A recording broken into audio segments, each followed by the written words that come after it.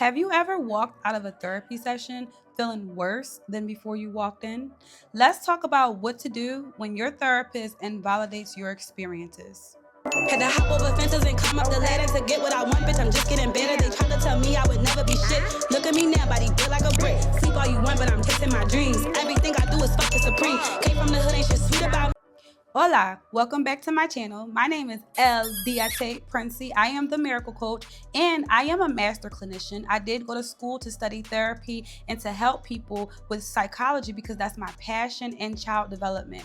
Let's hop right into the video today. I am here to help you reclaim your voice even in the presence of authority figure like a therapist, right? So from my personal experience, I once worked with a young girl. She was around 13 years old and she was my supervisor's client first.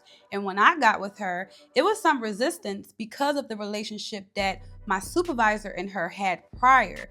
Now, before we got really deep, she was again resistant towards me, but her mother stood up for her to let me know, hey, her last therapist, which was my supervisor, was very condescending towards her, did not validate her, and made her feel bad because she was 13, but she always wore long sleeves. And that was because when I finally did talk to her, she let me know she didn't like her arms, which that's something, of course, deeper that we could work on. But the very beginning is building that trust, getting her to know that she's beautiful the way she is, making her feel good about herself. That's not what my supervisor did for her. My supervisor made her feel as though something was wrong with her. And this was a pattern, but I'll save those for more videos. Now, with that being said, the more I continued to work with this young lady, she was amazing. She opened up to me like no other. It was a beautiful experience, and I'm so grateful that I was able to be a different light in her life versus her previous experience. When a therapist invalidates your experience,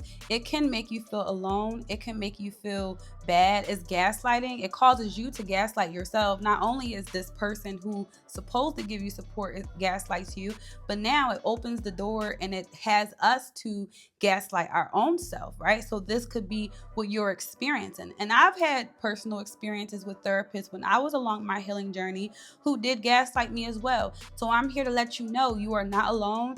And this is something that's very important that you should speak up about. It's okay for you to speak up and say, I don't like what's going on. I don't like what you said to me. Why it's important to speak up is because we then reflect and think that this is our worth. This is, especially if it's abuse, and then you go into someone else to talk about this abuse, and now you feel like, well, is it me? Am I the problem? No, you are not the problem. These people, us in this profession, we're getting paid to help you. And just like any profession, there are going to be narcissists in every single profession, doctors, everything. But it's up to you to recognize the patterns and say, I want somebody different. I don't want to deal with you.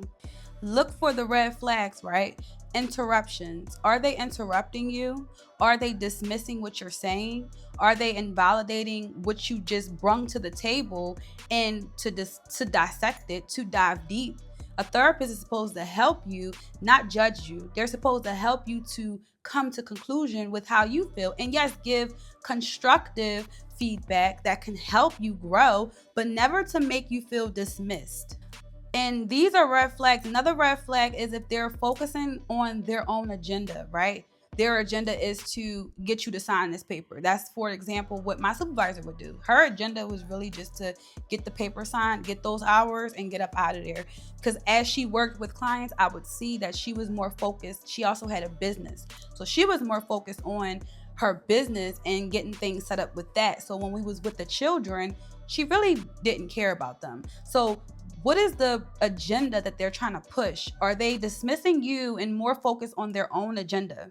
A super duper red flag, right, is are they minimizing your traumas or your struggles by saying things like, this is just an example, oh, everybody goes through something, right? That's very invalidating, that's minimizing, and that's not empowering because, yeah, everybody goes through something, but we're here to talk about what I'm going through. I, as in you.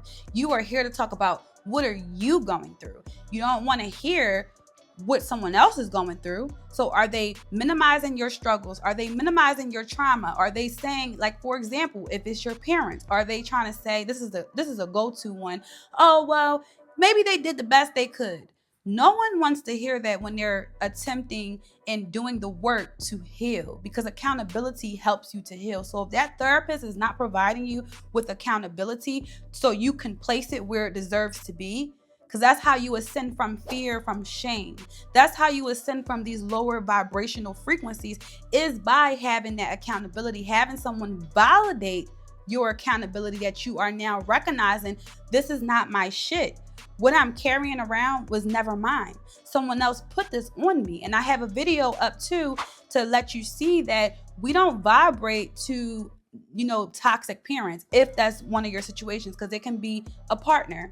If you had a toxic partner, that also could be a reflection of the way you grew up, because familiarity breeds contempt. So are they invalidating that, or are they giving you the insight to see that this is not your fault and you can change your inner thoughts? CBT, I love cognitive behavior therapy, because when you change your thoughts and your beliefs, you begin to attract new experiences, because our reality is based upon our thoughts and our beliefs, because our emotions are connected to these thoughts, and our emotions are basically the signal for that experience. So here are some steps to take when you're dealing with a therapist who's invalidating you. Reflect. Is this the first time they have done this? Because we are all human, right? I've worked with people where I may have said something and I genuinely didn't mean it. And this is where the empathy comes into play. Now this person has a chance to redeem themselves, because we are all human. Sometimes I'm from the hood, so I may just say things that rub people the wrong way. It's not intentional. Is I have a different, unique experience, or whatever that person may have. But is it a consistent thing? Are you consistently doing this? Is this a one-time thing, by mistake, or is this every session? Okay, a good therapy, a good way to heal is that 8 to 12 sessions, when you really invest in that healing and you're doing more than one, because 1 or 2 sessions is not enough to really get to the bottom. But it's all 8 sessions, all 12 sessions, all 16 sessions, or beyond, 24 sessions, or all these sessions, the same exact experience. That's something to take into consideration. A second step for you to address this is to communicate. Say, I feel that you said such and such to me. Because when you say you're taking that accountability, and you're not, because when we say you did this, you did that, sometimes that can lead to more of an ego battle. But when we are able to say, I don't like what you said to me, I don't like how you address this, that gives someone the opportunity to actually use their emotional intelligence, because emotional intelligence is having the ability to understand your own emotions and to understand the person or people around you. So when you use I statements, you give that therapist the chance to reflect. Okay, they're telling me I made them feel this way.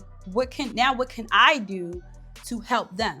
The third step that you can also take, which is very important, is now a boundary. If you have expressed how you felt, if you have realized this has happened more than once, now it's time for you to search somewhere else. That is your boundary, because you are worthy. That is proving your self-worth to you, not to anyone else. You are proving to your inner child, you are proving to all of your multidimensional layers that I am worthy. This is my boundary. I will not allow someone to dismiss me, to invalidate me. I will not allow red flags to continue to pop up. So I'm going to remove myself, because there is someone else out here that would love to help me. This is a side note I want to say to you. We are in 2025, the calendar year. I celebrate the spring new year, but we are in 2025 now. This is the age of Aquarius, and I'm an Aquarius, but there are thousands, millions of people who love to service you and help you. So don't worry about if you'll find someone, because you will. There's so many people out here who love this and are passionate to help you grow. And if you have made it this long, we're not finished yet, but please like the video, please comment, please subscribe. This will help me so I can continue to get into the algorithm and reach my soul tribe. Now let's get into number 4. Therapy is for you. So because therapy is for you, it's okay for you to find someone who, again, specializes in what you're going through. Not only have you set that boundary by saying that, taking that action step, I'm going to find someone else, but now that fourth step is to find someone who actually can resonate with what you're experiencing, right? Because a trauma therapist may not necessarily, well, grief is still traumatic, but okay, a marriage counselor may not necessarily be the ideal therapist to help you with child abuse, right? Because they're more focused on keeping couples together, helping couples to explore their sexuality, their sensuality, to connect them. But if you find someone who is specified in your exact field of what you're experiencing, that will give you that empowerment that you so deserve, because therapy is for you.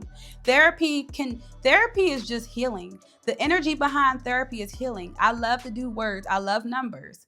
Therapy is merely healing. Therapy can be singing, dancing, talk therapy, CBT, okay, EMDR, all these different things are therapeutic. I want you to know that your soul's journey is all about growth. And from my experience, what I've learned, because your soul's journey is about growth, sometimes things come up to teach us things about ourselves even deeply, and to have us trust ourselves. So you recognizing that, hey, this person is gaslighting me, this person is invalidating me, you have now ascended your soul even further, because you gave yourself that validation. You have grown from it even deeper, because now you trust yourself. No one outside of you can now gaslight you. That therapist gaslighting you, that's no longer, because you know yourself. You know that this is not right. I'm going to listen to my inner higher self. And if you are ready to take your growth and your journey to the next level, you can download my free self-authentic course. You can book a one-on-one session with me, and I am having a somatic twerk and heal. With that being said, I do have an article talking about how trauma impacts weight loss. I've lost over 75 pounds on my own. My 75 pounds was from my childhood traumas. So you can check out my article.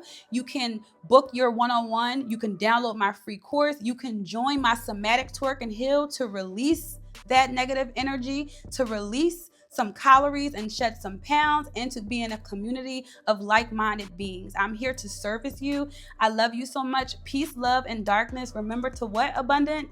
Stay rich, wet and wet, dangerous, and I'll see you soon. Namaste. I'm chasing my dreams. Everything I do is fucking supreme. Came from the hood, ain't shit sweet about me.